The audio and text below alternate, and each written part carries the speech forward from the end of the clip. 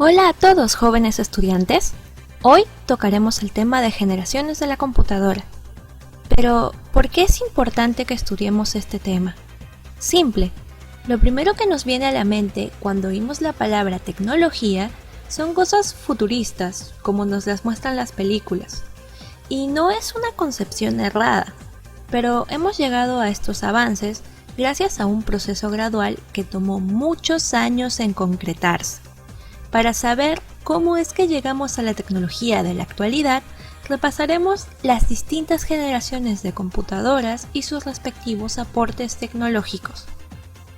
La primera generación de computadoras abarca desde 1940 hasta 1957. Eran computadoras inmensas que abarcaban habitaciones enteras.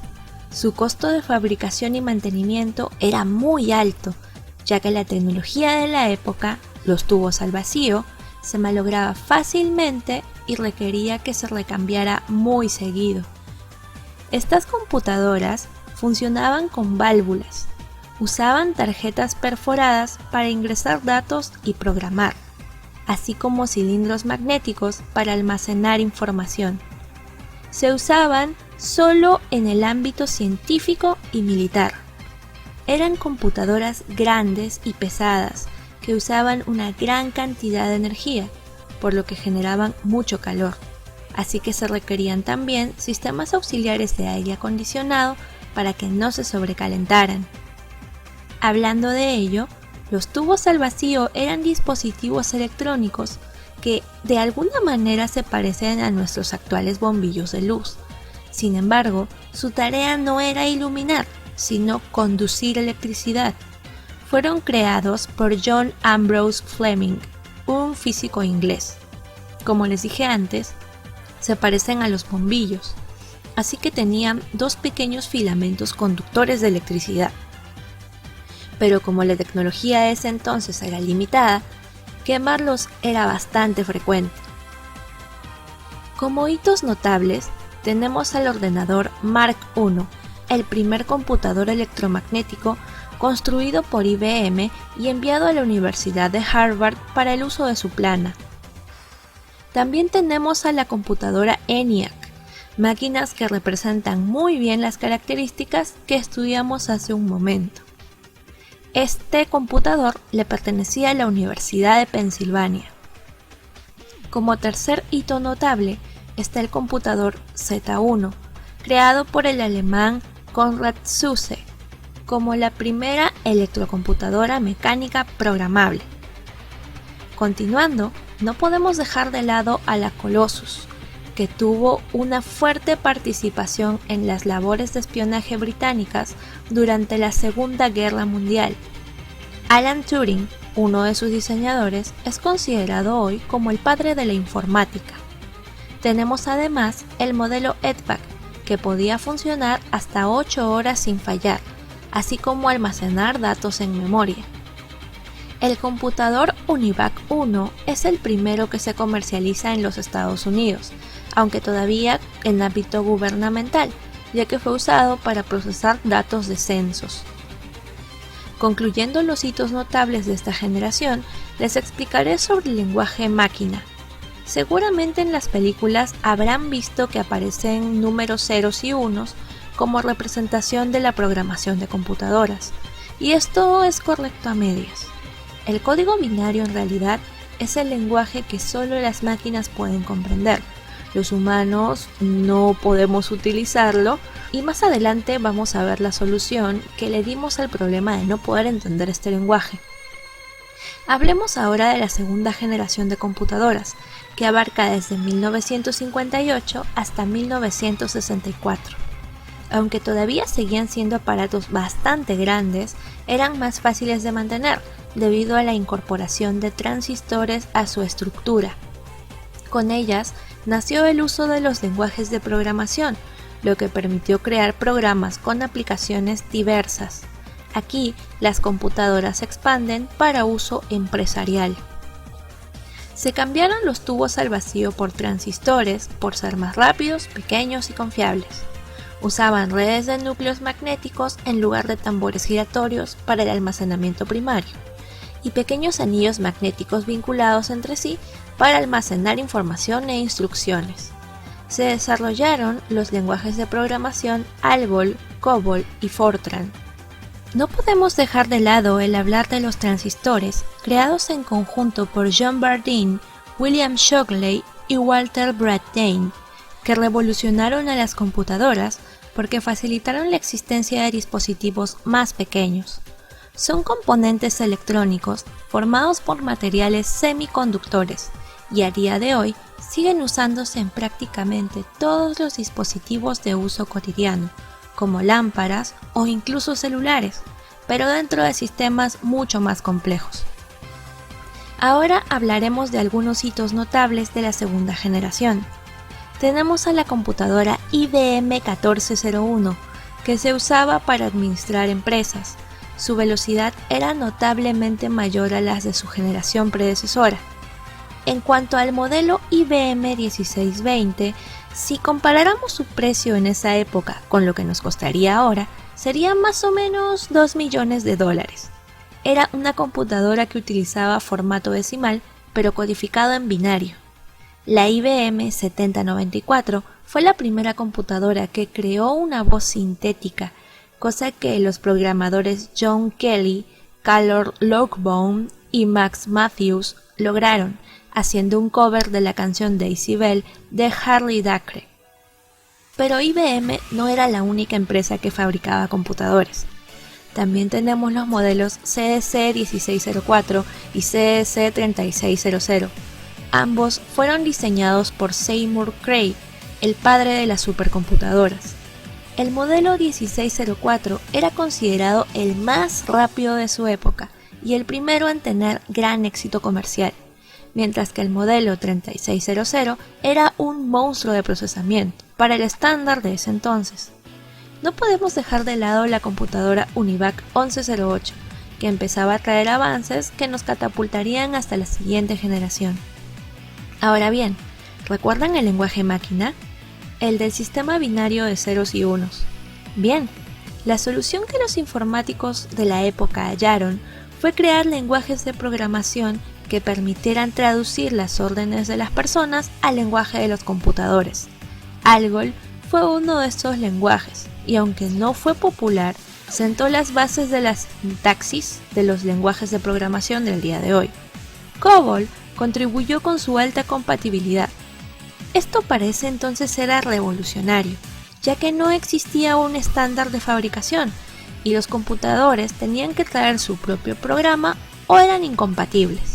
COBOL buscaba romper esta barrera y volverse un lenguaje de programación universal. Finalmente, Fortran trajo a la mesa el desarrollo de aplicaciones matemáticas y científicas e hizo suyas la sintaxis de ALGOL y la compatibilidad de COBOL. Pasemos a la tercera generación de computadoras, que abarca desde 1964 hasta 1971. Ahora, con la tecnología de los transistores, se pudieron crear circuitos integrados, que permitían reducir aún más el tamaño de los computadores. También se añade la multiprogramación, un concepto importantísimo para nuestra tecnología actual. Como ya mencioné, estas computadoras eran más pequeñas y por ende consumían menos energía y emanaban mucho menos calor. Como tecnología añadida tenemos al teleproceso, que básicamente es procesar desde una CPU. También tenemos la multiprogramación, que se trata en resumidas cuentas de operar muchos programas en simultáneo. Una curiosidad es que en esta generación de computadoras se logró calcular 500.000 decimales en el número pi. Como ya se dijo, la tecnología estrella de esta generación son los circuitos integrados, creados por Jack Clair Kilby, quien ganó el Premio Nobel de Física en el año 2000. Básicamente, los circuitos integrados son conjuntos de transistores ensamblados en una sola pieza. Estos son los abuelitos de los microprocesadores actuales. Como hitos notables, tenemos al computador IBM 360, que además de las características antes mencionadas, apostaba por una alta compatibilidad. Además, Tenemos los modelos PDP-8 y PDP-11, ambas consideradas en esa época obviamente mini computadoras.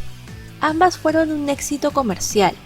PDP-8 fue la primera en lograr ese éxito y PDP-11 fue la más exitosa de la historia.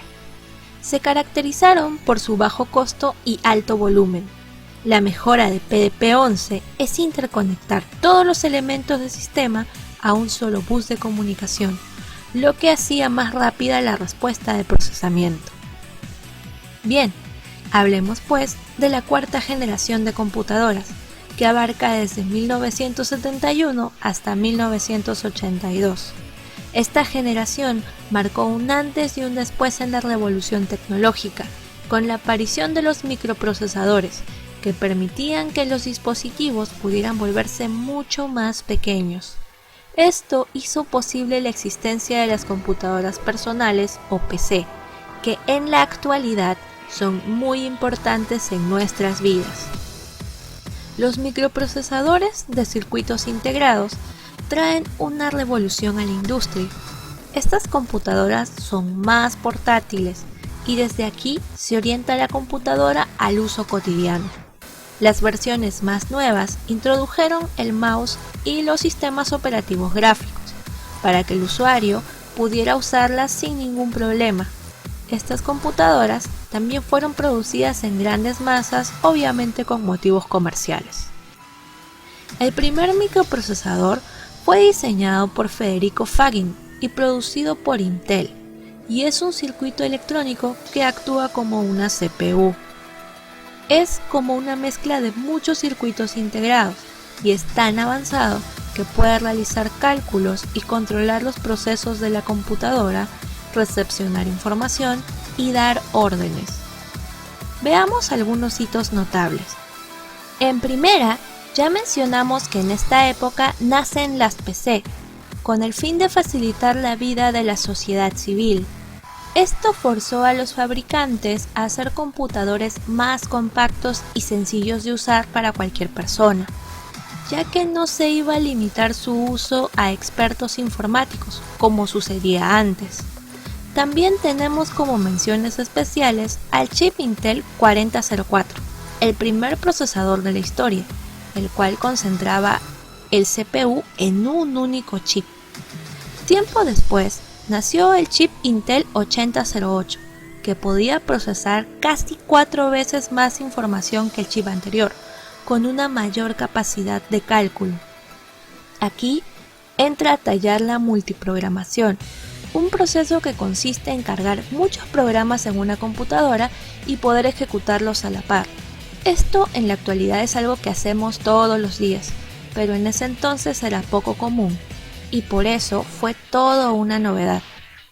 No podemos dejar de hablar también de Microsoft y de Apple, dos grandes compañías que brillaron en esta época. La figura principal de Microsoft, Bill Gates, fundó junto a Steve Ballmer y Paul Allen la Microsoft Corporation el 4 de abril de 1975, y en la actualidad es mundialmente conocida, siendo su sistema operativo Windows el más utilizado del planeta. Apple Computer, por otro lado, fue fundada por Steve Jobs y Steve Wozniak el 1 de abril de 1976. Sus primeros modelos, Macintosh, fueron muy buenos, pero luego atravesaron algunas crisis y finalmente, en el cambio de eras, Steve Jobs llevó a esta empresa a la cima nuevamente con sus productos actuales como iMac, iPod o iPhone. Apple II fue una minicomputadora de producción masiva lanzada a finales de los años 70 y fue todo un éxito por la integración de un programa de hoja de cálculo. Era popular entre las personas por lo sencilla de usar que era. El computador IBM PC, por otro lado, es muy importante, ya que se volvió un estándar de construcción que evolucionó hasta el día de hoy. Inicialmente tenía un sistema operativo de OS, pero luego pasó a utilizar Windows. Finalmente hablemos de la quinta generación de computadoras, que abarca desde 1982 hasta el día de hoy. Esta es la era dorada de las computadoras, ya que todo se centra en mejorarlas lo más que se pueda. Con la aparición del Internet, las posibilidades crecen mucho. pero principalmente los dispositivos de esta era están destinados para el consumo personal, lo que ha llevado a que sean de uso más intuitivo y capaces de realizar varias funciones al mismo tiempo. En esta generación se busca hacer cada vez más pequeños los dispositivos. Se prepara las computadoras para ser conectadas en red. También se desarrolla la inteligencia artificial y los dispositivos de almacenamiento externo, expandiéndose de igual modo la multimedia. Se adecúan los sistemas al Internet para incrementar su funcionalidad y tenemos avances notables en memoria y microprocesadores. Como hechos notables, para finalizar, tenemos estos tres dispositivos: la micro PC, que es una computadora súper pequeñita, ligera, portátil, pero con grandes capacidades. Están pensadas para trabajos difíciles como exploración o minería. Las laptops son computadoras más comunes del tamaño de un portafolio, que funcionan con baterías o con corriente, a elección. Su principal característica es que todos los elementos de un computador de escritorio están ensamblados en una sola pieza, lo cual lo hace un dispositivo portátil. Las tablets, por otro lado, son computadores portátiles y táctiles, que son la cumbre del uso intuitivo, ya que son muy sencillas de utilizar porque solo requiere que se toque la pantalla con los dedos. Los smartphones son celulares de última generación y son consideradas computadoras de bolsillo, que reúnen muchas funciones y pueden conectarse a Internet. Pero, ¿qué es el Internet? Se entiende como la red de redes, un conjunto de redes de dispositivos diferentes que pueden intercambiar información entre sí. También es una gran fuente de información y multimedia. Como otro hito notable tenemos a la IA o inteligencia artificial, una serie de algoritmos que tienen el objetivo de que las máquinas logren las mismas capacidades que tenemos los humanos para tomar decisiones y solucionar problemas. Es decir, funcionar diferente frente a situaciones diferentes, tal cual lo hacemos nosotros. El Internet de las cosas es un concepto bastante nuevo, pero con el que convivimos día a día. Seguramente has oído hablar de los Smart TV o de los Smartwatch, entre otras cosas. Ellos son ejemplos del Internet de las cosas, que se trata de interconectar objetos que originalmente no tenían Internet al Internet. Esto les puede permitir tener nuevas funcionalidades que podrían facilitarnos aún más la vida. ¿Qué les pareció la clase? Espero que haya sido de su agrado. En la siguiente sesión hablaremos mucho más sobre las computadoras. Hasta la próxima y que estén bien.